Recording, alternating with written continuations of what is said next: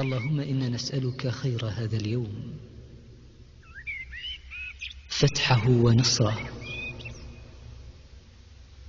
ونوره وبركته وهداه، ونعوذ بك من شر ما فيه وشر ما بعده. أصبحنا على فطرة الإسلام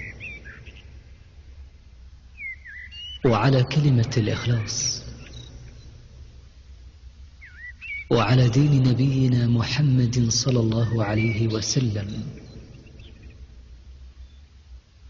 وعلى ملة أبينا إبراهيم حنيفا مسلما وما كان من المشركين.